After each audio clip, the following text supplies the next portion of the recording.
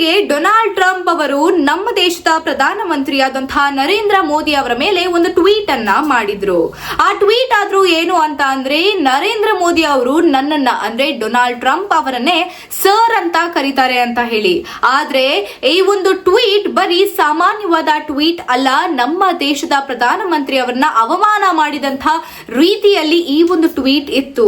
ಅಷ್ಟೇ ಅಲ್ಲ, ಎಷ್ಟೊಂದು ಸ್ಪೀಚ್ ಗಳಲ್ಲಿ ಟ್ರಂಪ್ ಅವರು ಹೇಳಿರೋ ಮಾತಾದ್ರು ಏನು ಅಂತ ಅಂದ್ರೆ, ಕ್ಷಣ ಮಾತ್ರದಲ್ಲಿ ನಾನೇನಾದ್ರೂ ಮೋದಿ ಅವ್ರನ್ನ ನಾಶ ಮಾಡಬಹುದು ಅಂತ ಅಂದ್ರೆ ಒಂದೇ ಒಂದು ಸೆಕೆಂಡ್ ಅಲ್ಲಿ ಮಾಡಬಹುದು ಅಂತ ಹೇಳಿದ್ದಾರೆ. ಆದ್ರೆ ಈ ರೀತಿ ಎಲ್ಲ ಹೇಳಿದಾದ್ರೂ ಯಾರು ಗೊತ್ತಾ? ಇದನ್ನೆಲ್ಲವೂ ಕೂಡ ರಾಹುಲ್ ಗಾಂಧಿ ಅವರು ಎಷ್ಟೊಂದು ಸತ್ಯಗಳನ್ನ ಬಿಚ್ಚಿಟ್ಟಿದ್ದಾರೆ. ಹಾಗಿದ್ರೆ ಇಲ್ಲಿರುವಂತಹ ಸತ್ಯ ಆದ್ರೂ ಏನು ಗೊತ್ತಾ? ಹೌದು ವೀಕ್ಷಕರೇ, ಟ್ರಂಪ್ ಕೈಯಲ್ಲಿ ನರೇಂದ್ರ ಮೋದಿ ಇರೋದು ಸತ್ಯ. ಯಾಕಂದ್ರೆ ಟ್ರಂಪ್ ಹೇಳಿದ ರೀತಿ ಎಲ್ಲ ಮೋದಿ ಅವರು ಕುಣಿತಾರೆ.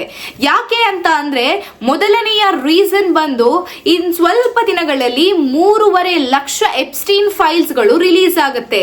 ಮತ್ತು ಈ ಒಂದು ಎಪ್ಸ್ಟೀನ್ ಫೈಲ್ಸ್ ಗಳಲ್ಲಿ ನರೇಂದ್ರ ಮೋದಿ ಅವರ ಬಗ್ಗೆ ಇರುವಂತಹ ಕ್ಯಾರೆಕ್ಟರ್ ಬಗ್ಗೆ ಕೂಡ ಆ ಒಂದು ಎಪ್ಸ್ಟೀನ್ ಫೈಲ್ಸ್ ಅಲ್ಲಿ ಇದೆ. ಮತ್ತು ಈ ವಿಷಯ ಮೋದಿ ಅವ್ರಿಗೂ ತಿಳಿದಿದೆ, ಟ್ರಂಪ್ ಅವ್ರಿಗೂ ತಿಳಿದಿದೆ. ಈ ವಿಷಯ ಟ್ರಂಪ್ಗೆ ತಿಳಿದಿರೋದ್ರಿಂದ ನರೇಂದ್ರ ಮೋದಿ ಅವರು ಟ್ರಂಪ್ ಹೇಳಿರುವಂತ ಎಲ್ಲಾ ಮಾತುಗೂ ತಲೆ ಆಡಿಸ್ತಾರೆ. ಅಷ್ಟೇ ಅಲ್ಲ, ಟ್ರಂಪ್ ಕೈಯಲ್ಲಿ ಇನ್ನ ಒಂದು ರಹಸ್ಯ ಏನಿದೆ ಅಂತ ಅಂದ್ರೆ ಅದಾನಿ ಬಗ್ಗೆ. ನಮ್ಮ ದೇಶದಲ್ಲಿ ಅದಾನಿ ಅಂತ ಅಂದ್ರೆ ಒಂದು ಆರ್ಡಿನರಿ ಕಂಪನಿ ಅಲ್ಲ. ಅದಾನಿ ಅನ್ನೋದು ಬಿಜೆಪಿಗೆ ಒಂದು ಇಂಪಾರ್ಟೆಂಟ್ ಫಿನಾನ್ಸ್ ಸಿಸ್ಟಮ್ ಆಗಿ ಉಳಿದಿದೆ.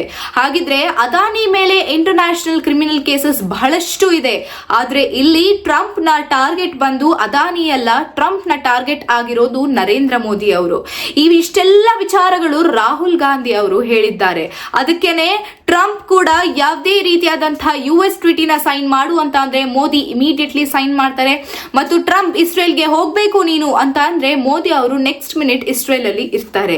ಇಷ್ಟೆಲ್ಲ ವಿಷಯ ಇವಾಗ ನಮ್ಗೆ ರಾಹುಲ್ ಗಾಂಧಿ ಅವರು ಒಂದು ಸಭೆಯಲ್ಲಿ ತಿಳಿಸಿದ್ದಾರೆ. ಅಂದ್ರೆ ಒಂದು ಓಪನ್ ಜನರ ಮುಂದೆ ಮಾಡುವಂತ ಪಬ್ಲಿಕ್ ಸ್ಪೀಚ್ ನಲ್ಲಿ ಇದನ್ನೆಲ್ಲ ಕೂಡ ತಿಳಿಸ್ಕೊಟ್ಟಿದ್ದಾರೆ. ಹಾಗಿದ್ರೆ ಈ ರೀತಿ ತಿಳಿಸಿರೋದೆಲ್ಲ ನಿಜಾನ?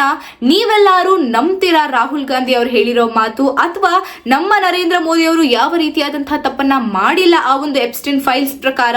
ಆ ರೀತಿ ಅನ್ಕೊಂತೀರಾ? ನಿಮ್ಮ ಅನಿಸಿಕೆಯನ್ನ ಕಮೆಂಟ್ ಸೆಕ್ಷನ್ ಮೂಲಕ ತಿಳಿಸಿ ಹೇಳಿ. ಮತ್ತು ಇದೇ ರೀತಿಯಾದಂತಹ ಅಪ್ಡೇಟ್ಸ್ಗಾಗಿ ಸಾರ್ವಭೌಮ ಟಿವಿಯನ್ನ ಫಾಲೋ ಮಾಡಿ ಮತ್ತು ಸಬ್ಸ್ಕ್ರೈಬ್ ಮಾಡಿ. ಧನ್ಯವಾದಗಳು. ನಾನು ನಿಮ್ಮ ಮೇಘನಾ.